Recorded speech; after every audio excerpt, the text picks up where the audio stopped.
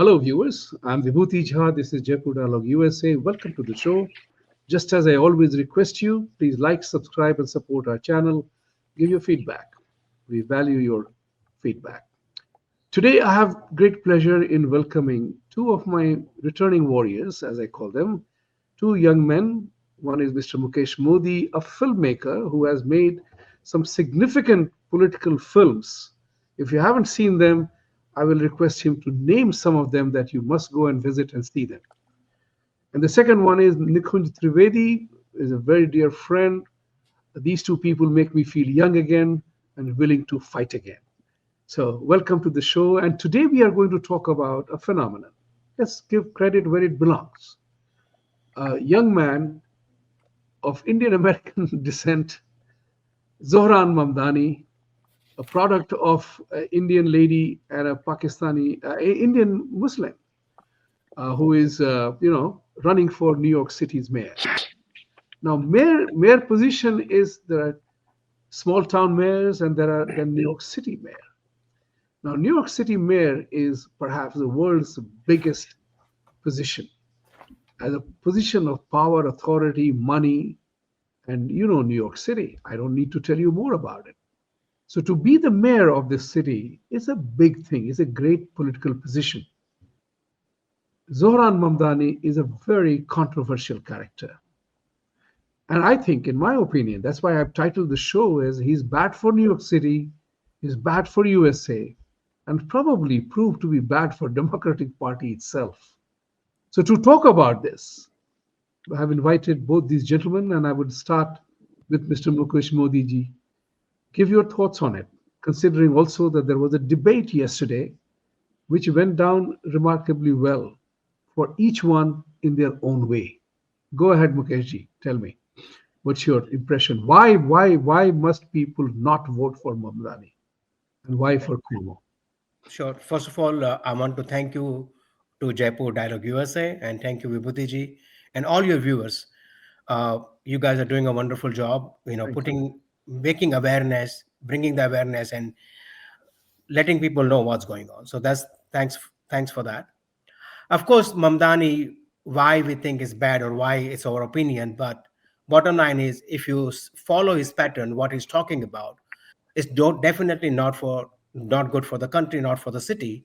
He's talking about the rent destabilization, defunding the police.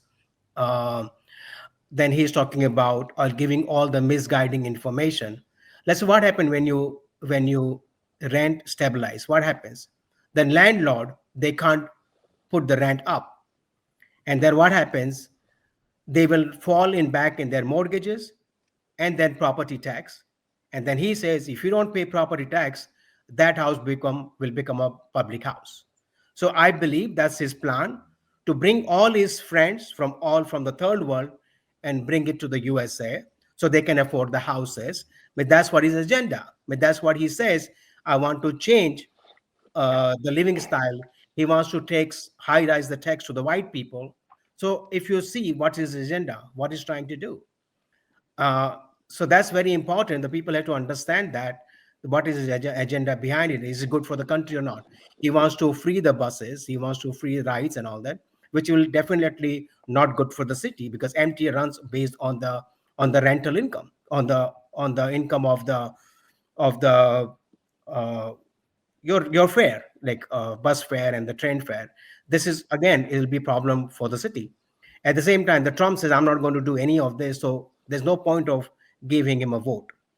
Other thing is he's misguiding the people.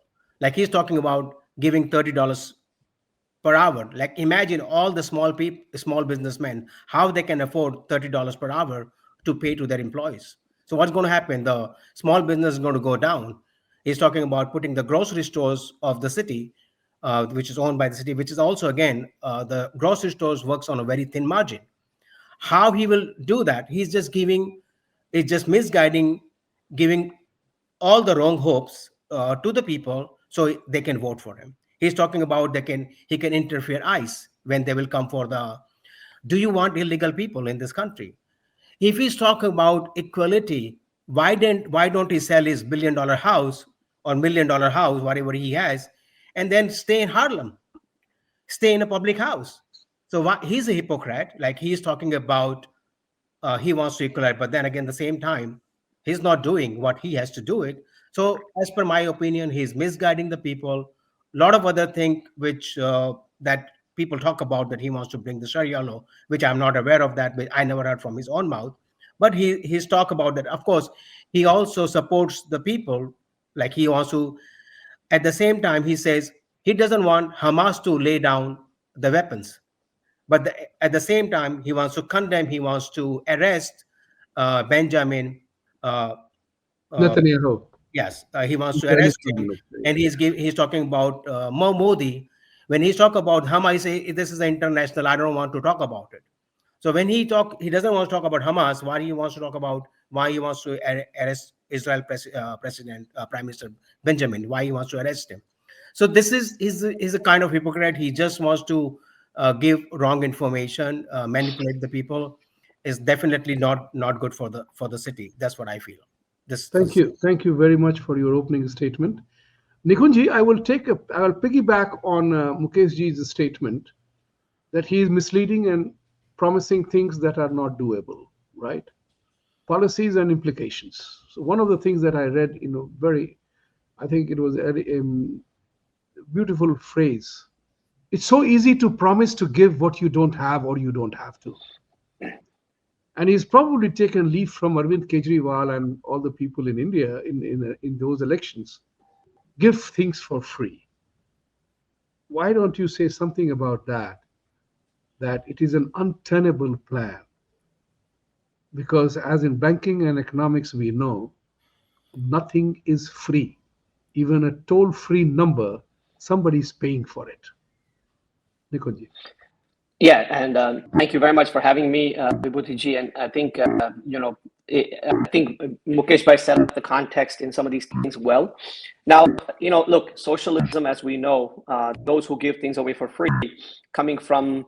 I was born and raised in India, and I have seen the devastation it took from a socialist perspective in some of the cities. For example, in Ahmedabad in the 80s, under certain governments, and it created a lot of problems locally. I saw that in India in general, in many places, but also, as we know, the sort of the Marxist socialist policies, whether you think about the Soviet Union or other places, haven't really done well for the people. So if you are subscribing to such policies, there's a real problem. And if you think about how America has moved forward, America has been a very strong capitalist country that has believed in working hard. If you're like an immigrant coming from, let's say, India or other places, you rise through the ranks by working hard, by paying your dues, by paying your taxes, by being a fair, sort of competitor per se. Now, that's something that we have to understand whether he's looking at that or not. And that's where we have a problem, right? The second thing is there ain't no such thing as free lunch, as you said. Everybody's going to pay. So I'll give you a small example. My daughter's class was discussing this, and they did an experiment about like little kids, it's taking. So let's say you have 5 kids, and you give them it's like $2 each, and then you kind of start to take away money from someone and give it to somebody else, and all of a sudden you create a lot of these problems. So even little kids are being shown that, hey, listen, this type of this free for all stuff is just not good. So we have to really keep that in mind. And our community has been working hard. We are a community that believes in values of family, values of hard work, values of savings, values of being fair. And by having certain types of socialist policies, it doesn't work. Even if he had policies, as former or as Mayor Eric Adams has said, he'll have to go to the assembly or he'll have to go to the legislature to get certain things done as well. And of course, then you run into the federal policy conflicts and stuff. So it's not that easy. You just can't promise certain things and then expect that, okay, everything's just going to fall in line. So that's really important for us to keep in mind. And that's where the opposition is starting to ramp up against him. And it's not just a certain section of people from different groups, whether you are Black, white, Hispanic or Hindu, Indian, different types of people are starting to, consider this and starting to raise their concerns. So I'll stop here.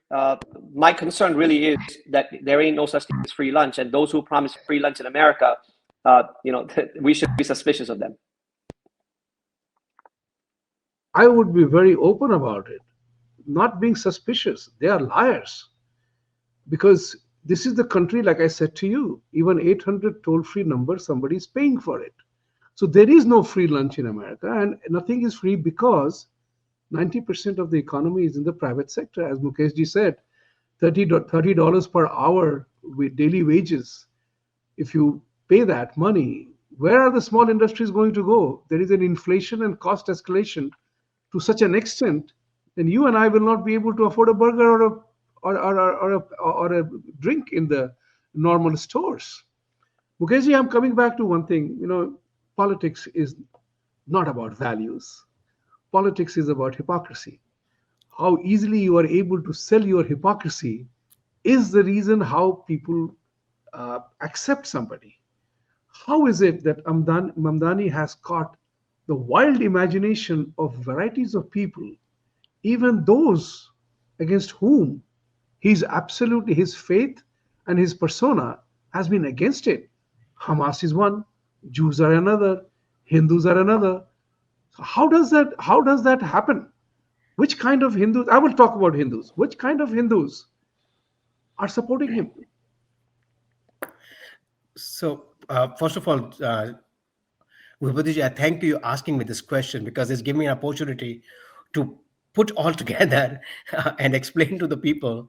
So, see, he's a hypocrite. I give you example. See, people like here in America, equality or everywhere, no, should not be racist. But he's against Zionist. He's against Israel. He is in the support of the people when say Hindus are bastard, and then he goes to temple.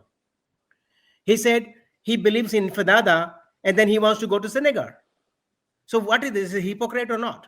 He's doing it. And what kind of people? For me, in my eyes, if somebody says, I'm going to come and kill you, I'm going to kill your family, and then you invite him at your house. So who's more stupid? Who's more stupid here? And you believe because you're going to get power, or you're going to get some kind of support, or you're going to get some kind of job in his office, so you want to support. So those are traitors in my eyes. Those people are traitor, and who are against their community and against the humanity at the same time. So that's what it is. So he's a pure hypocrite, 100%. Then when you talk about, again, as I mentioned, I'm repeating myself because the people have to understand that you want to bring. He says, I want to take over all the private property. He wants to tax all the white supremacy. He's openly says that on his website. He's not saying white supremacists. He's saying that he will going to tax the millionaire whites. Whites, okay, Yeah. white Don't neighborhood. use the word supremacy. White neighborhood. That's what it says on his website. Okay, in the first page. So what he's trying to do? What he's trying to do? He's just giving a hopes to the people. He's going to the poor people, giving them a hope. But the poor people don't understand that it is not going to happen, because who's going to pay $30? Who's going to do the rent stabilize? Why he going to do that? So he wants to, as I mentioned, he wants to bring America down. He wants to bring the New York City down by putting all the people who doesn't want to work. He wants to give free lunches, he wants to give everything free. He wants to bring the city grocery and all that. So what he's going to do? He's going to make everyone handicapped. No, he doesn't want people to work, and thus he wants to bring the third world to the America. That's what he wants to do. And definitely the people have to understand that he's not a kid. Some people, I see the videos and the interviews, he's a kid, 33-year-old. If you vote for him, you will become a kid. So he's not a kid, he's smart enough. So you have to understand, don't fool around yourself, don't be fooled, and make sure who is good for the country. At the same time, I want to bring one more point. Please do not waste your vote. By giving the vote to Sliva, you're wasting your vote, because he's not going to win. So save your vote, save New York City, and vote for Cuomo. That's what I would tell the people. Okay, thank you. You are definitely campaigning for Mr. Cuomo, and you are requesting. I am not. It's not a question of Cuomo. No, I just want to understand who's better at this point. Correct. Who's better at this point? You are trying to appeal to the Mr. Silva to drop out, because we must defeat the man who is a socialist and who is propagating hate in his own speeches and false promises. Yes. Nikunji, I wanted to come to you over that matter. Yes. Is that how is it that the romancing with the word socialism has caught in America, in campuses, and you are a banker. How are the bankers reacting to this particular charlatan, if I may so, which Zohran is? Well, I mean, look, when you're in college, you're a socialist in many ways. Like many people, because they don't understand the concept of the world, they want things for free. A lot of students want their debts forgiven. Many things that are going on. As you start to grow, once you start to make money and you start to pay your bills, and once you start to have family, you start to realize that, hey, I'm paying taxes. I want to get certain things for myself as well, and for where I live, what I do, school systems, whatever you want to say. There's so many different aspects. So you start to change your mindset. I'm not going to say you have to abandon your socialist views. Maybe you do, maybe you don't. But you start to have a different pragmatic approach in life as you grow older. There's a large chunk of people who are on the young side. There are two things. One is, I was talking to some people in my, around New York City, and I mean, I'm not even going to make this up, but it's true. They actually, young people say, hey, he looks like me, meaning saying, oh, he's like young like me and he's dynamic, etc. That's pretty much like what they're considering. That, oh, he looks cool, he speaks well. So he has created an appeal among some of the younger people that, he's polished, he's well-spoken, he has good stage presence, quote unquote. So those types of things are really like interestingly attracting younger people, at least the ones that I've spoken with. And I literally went to New York City on my way to work, and I just asked a few people, hey, have you heard of Mamdani? They're like, oh yeah. Some people were like, no, I'm never going to vote for the guy, right? And there's, of course, always going to be the point that the people who speak the loudest are sometimes heard the loudest. So there's even a certain circle of people who are the loudest in this. And I'm going to talk about the Hindu side of things in a second. But those who speak the loudest sometimes end up giving more of the opinion that there's a big amount of support for Mr. Mandani. But it's not true. There's still a large section of people who haven't decided, who are really concerned about this whole trend. And it doesn't matter whether you are Hindu, Jewish, even certain sections of the Muslim community. You may have seen a couple of videos out there. The Hispanic community, Black. There are people who are concerned about these things because socialism doesn't fly. That's not going to work for the long term for America, because America is not built on socialist values. And the reason we have been come so far as a country is because we believe in a very different model than what Mr. Mamdani believes in. And if we go down that path, we're going to destroy one of the best cities in the world, if not the best city. And having been working in New York City for 25 years of my life, I consider it the best darn city in the world, right? So I don't want to see that city, my city, basically going down the drain because of these, sort of like freeloader policies and socialist policies. Now, I want to switch gears a little bit, and I want to talk about certain, our own community, our Hindu community, being enamored by Mr. Mamdani. Now, I consider Mr. Mamdani as a, Hindu when convenient. Okay, all these years I have never seen him in the Hindu community, really speaking. So I'll give you some examples. And you had mentioned one about the Khalistani extremists calling Hindus bastards, right? That was around 2020, and there was he's speaking in a mic, but you can hear people saying Hindus are bastards and go and drink cow piss and things like that. So he never distanced himself from that. Then many of people in New York City know the first Hindu elected assemblywoman, Jennifer Rajkumar.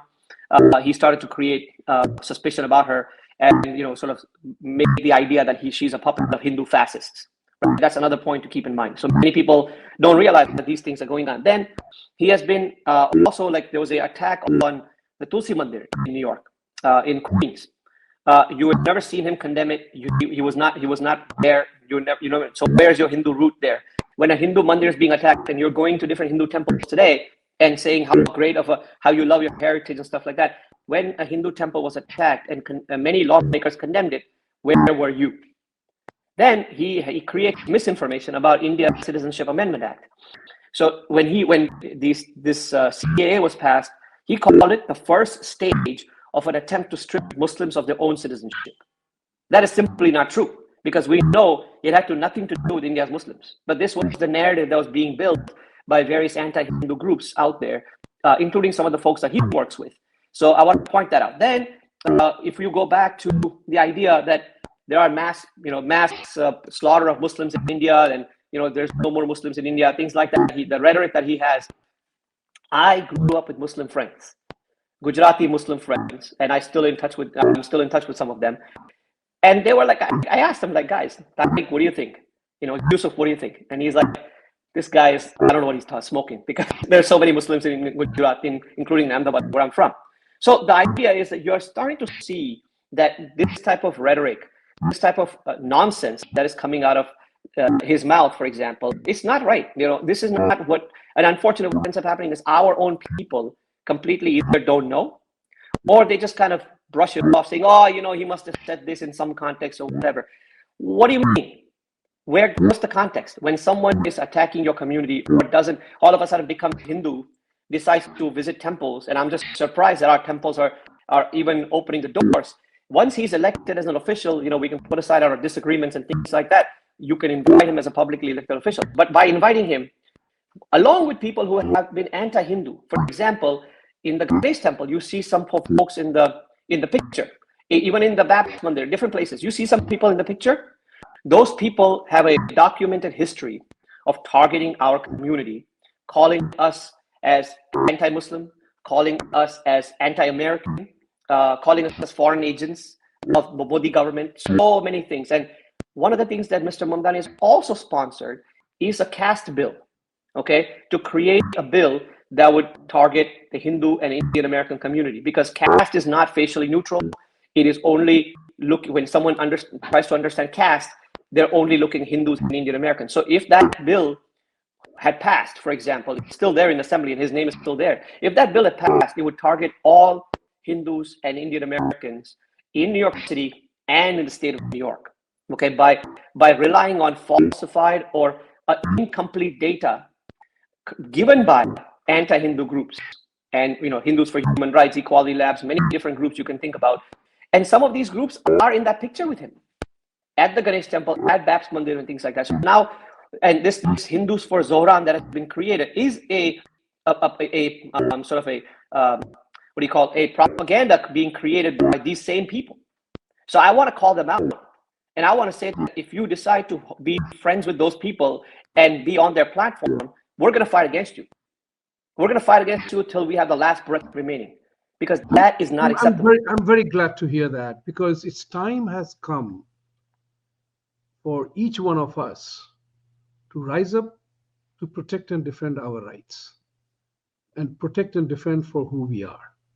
And we can't let individuals sabotage that entire play. We are as good as our weakest link, and that's what is important. So Mukeshji, I wanted to touch on this element. This fellow never apologizes or retracts from his statement, whether it's about Hamas, whether it's about anti-Semitism, whether it's about anti-Hindu thing. He always talks about that. It doesn't matter. That's the point which is very important for us to bear in mind. How does one turn around this entire impression in the remaining few days that are left? What do we need to do? Because he's not only bad for New York City, he's also bad for United States. That's another part that I wanted you to talk about, both of you. So thank you, Vibhuti. Of course, as per my opinion, forget about the US and the New York City. I think it's bad for the humanity. It's bad for the entire world. That's what I feel. Because see, the people might not know. So I want to bring that in Islamic, in Quran also, I would say, there's a word called Taqiyya. Taqiyya means to win or to bring the power or do anything, you are allowed to lie. So that's what Nikunj just mentioned about all this. He's giving the wrong way, and he can lie. Then he can become Hindu. My mother is Hindu. I am this. So I just want to bring it to the people who, when he said that slaughter, there's no more Muslims in Gujarat. I want to give the figure is approximately 6.6 million Muslims lives in Gujarat at this moment. So this is that's number one information I want to give it to you. So he's becoming Hindu. He's giving all this information because he's using Taqiyya to make and believe that he is correct, and people fall for his lie and fall for his misinformation. So that's what happened. The other thing I want to bring, what Nikunj just mentioned about young people, because they think, oh, he's like me. But I want to give the information to the young people. You are definitely not even a 1% of him. He's a multi-millionaire. He lives in $1 million house. He's secured with the security wherever he goes out. You don't have that facility. So don't compare yourself with him. You are so make just think what you are thinking, that you are like him. So that's one thing I want to tell. The other thing I want to tell other people, like a lot of people, which I was talking to our community, other people, it's like a month before. They said he's winning. I am giving up. I don't want to be part of anymore because he's the winner. The bottom line I want to tell everyone is very important. All the protesters, when you see it, and the people you see, they are all paid. Okay. First of all, I would say 60% of the people can't even vote on his campaign.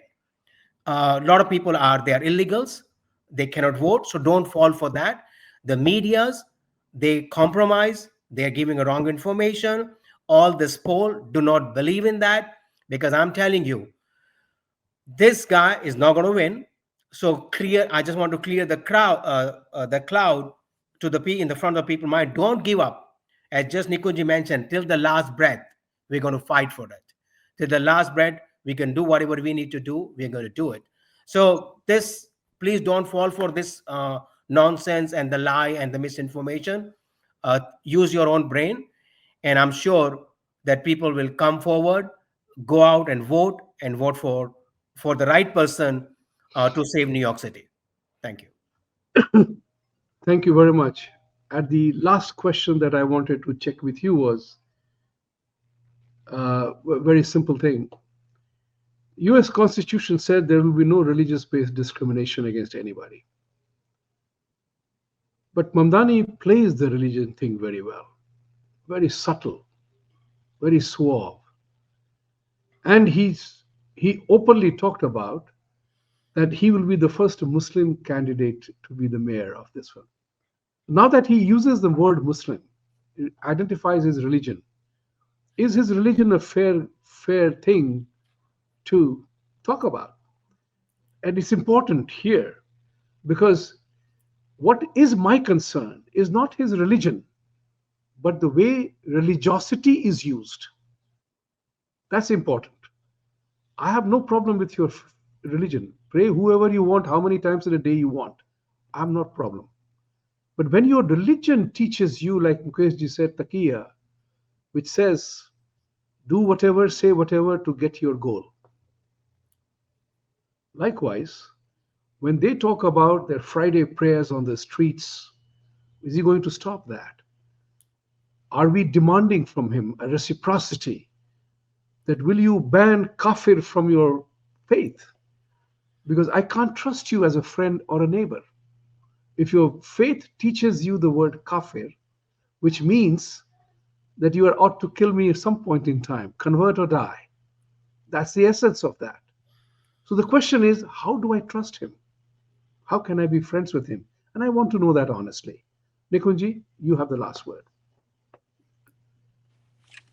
Look, I mean, I'm not going to comment on people's faith, because there are different ways of doing this. Like, for example, there are Christians who say I'm very much Christian. There are Muslims who say I'm very much Hindu. Now he's flipping to being a Hindu, right? So I personally feel that the faith, you could be a proud Muslim, you could be a proud Hindu, you could be a proud Christian. That's not my concern, and I don't want to go down that path of talking about someone's faith.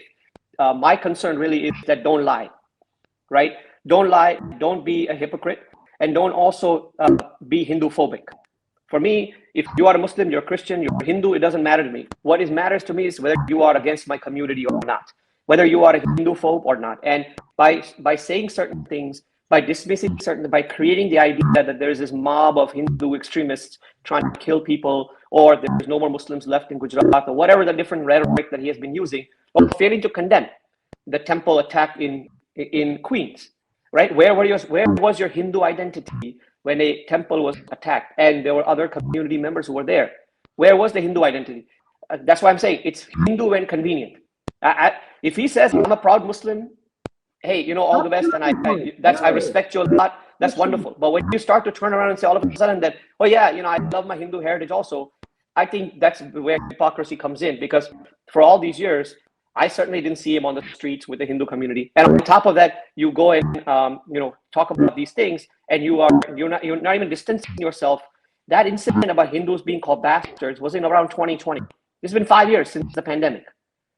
Even today, you don't see one single statement from him that says, hey, you know, that happened, nothing to do with me, I was just doing something. There's no clarification.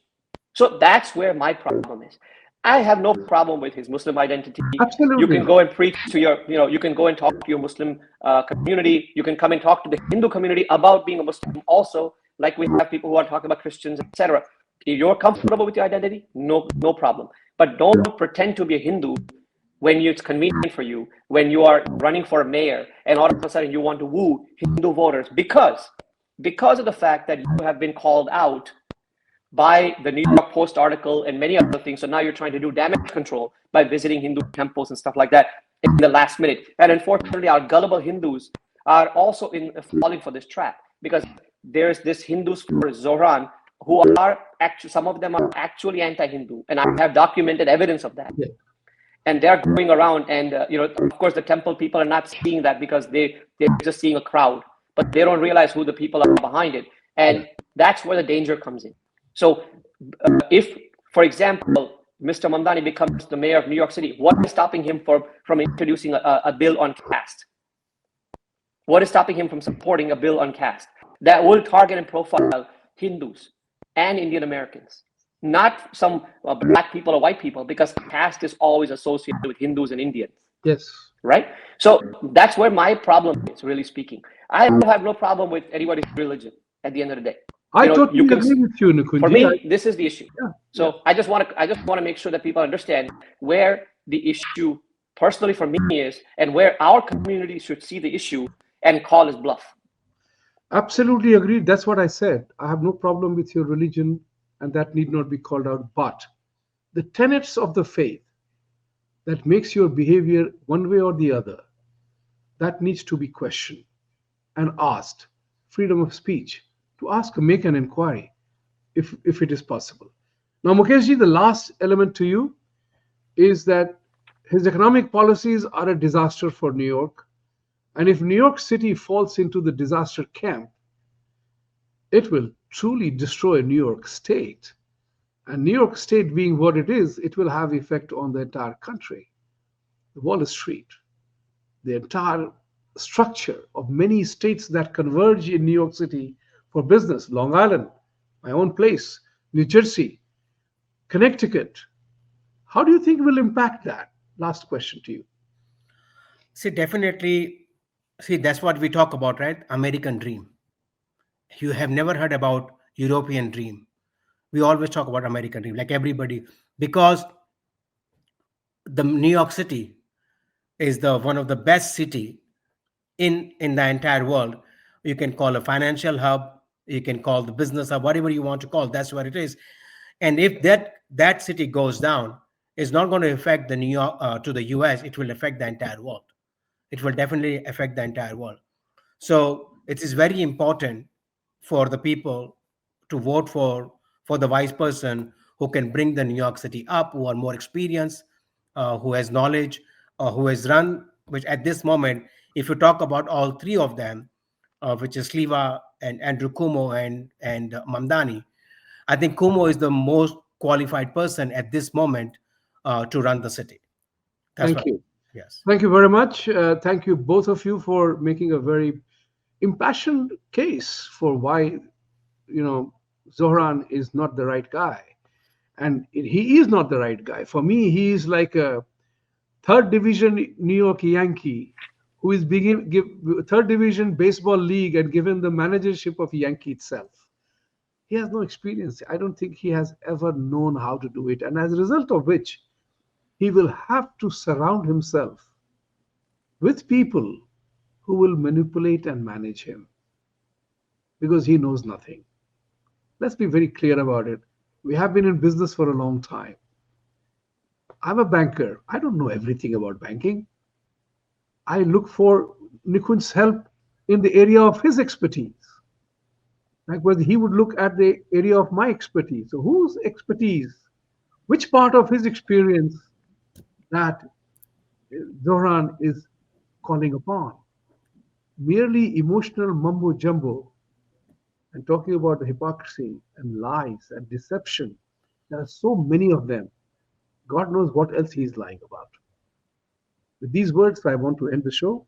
And I wanted to say thank you, both of you, Mukeshji and Nikunji, for being part of this. And as I always say, Satyameva Jayate. But for truth to triumph, you and I have to go out and stand up for it. If you don't stand up and fight, truth will not triumph on its own. Thank you very much for joining today. Thank you. Namaskar. Thank you.